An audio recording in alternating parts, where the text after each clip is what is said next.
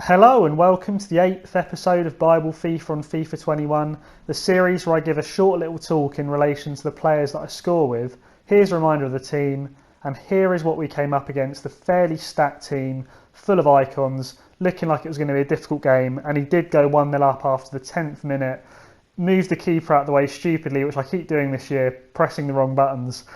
But then for 2-0, for some reason his Rafa Varane is up front playing like a striker, which put him 2-0 up. I did, though, get a goal back with Jack Hickman on an injury, taking it past the defender, banging it, or should we say dribbling it in the near post for 2-1, which means I can give my story about why I'm a Christian in relation to that goal. However, on the stroke of half time, with a bit of lag, he scores near post with Mikael Ballack. And then Rooney goes bundling through my defence for 4-1 in the second half. I do, however, win the ball back, play a few neat little 1-2s, get through with Baggio to make it 4-2 to give a bit of hope into the game. However, I make another mistake. Rooney gets in on goal again. Keeper makes the save, and I think that's Quincy Promise to bang in the rebound volley for 5-2. I did, though, get a goal back with that man Marcus Rashford sliding around the goalkeeper and playing it in the back of the net. And then in the last minute of the game, just to compound the misery, he goes through on goal with John Barnes and composedly finishes it round the keeper, which was the final score for 6-3. That does leave a few options for what I can do for the talk, which we will head into now. Right, okay, so for this section of the video, I'm going to go with a goal that I scored with Jack Hickman, because let's be honest, he's a bronze player. I might struggle to score with him again. So because I scored with Jack Hickman, my namesake, I am going to give my story about why I'm a Christian. So growing up, I grew up in a Christian home, grew up going to church, going to Sunday school, all that sort of thing. And I'd say I always had a faith. I always believed in God, but I wouldn't necessarily say it was rooted in my heart. I wouldn't say I necessarily sort of knew for a fact that God was real, that he was with me and loved me. I always believed it, but it didn't really stir me. And then going through college, I really struggled with anxiety in quite a big way. Really self-conscious, really worried about what people thought about me, what I said, what I did.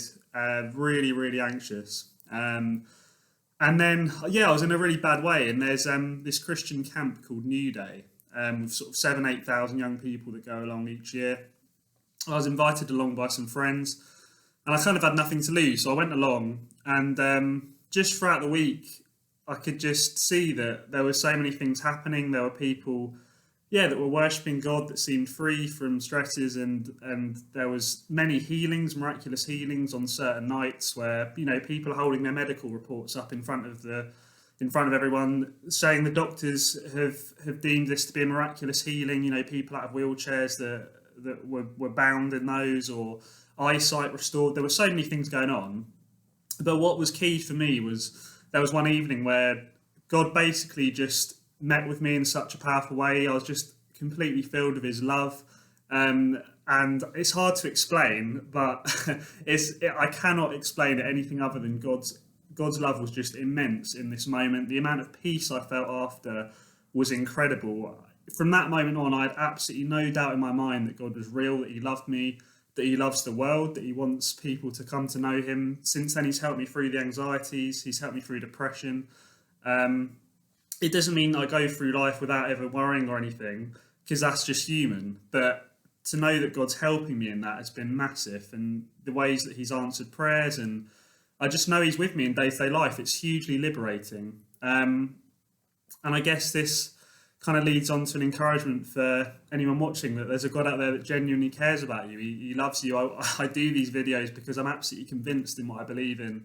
Those moments where God's encountered me are just so powerful. I cannot deny the truth. And he died for you as well. He died for everyone. It says in the Bible he wants all people to be saved. The truth is we've all done things wrong. We've all messed up. And that's why we need God to forgive us. And that's why he graciously sent Jesus to die on the cross, to forgive anyone who believes in him, to anyone who says, God, look, I'm sorry, I've done things wrong in my life. And he'll forgive you, and he'll save you, and he'll help you in day-to-day life. And you can know that you'll be in heaven at the end of this life. It's so freeing. in my experience, to be a Christian, to know all of those things, that God's with me, that he's helping me, that heaven beckons when I die. I don't need to fear about things in this world like I used to. And the same is on offer. It's a free gift for you as well today, through what Jesus has done for you on the cross. If you have any questions or comments about this, please get in touch with me. I'd happily talk to you about it, or any of the evidences that there are for sort of the reliability of the Bible. There's lots of things out there that could help you towards believing in God. But essentially, yeah, you kind of have to find it out for yourself. You have to ask God to kind of help you to believe it yourself, I think, as well. Like that key moment I had in that tent kind of a few years ago. Moments like that are key. But yeah, there's a lot of research and stuff you can do as well to help you to realise actually there is a lot of weight behind the Christian faith, perhaps more than you realised. So yeah, happily talk to you about any of that. And for now, thank you so much for watching and listening to what I've shared, and have a great day.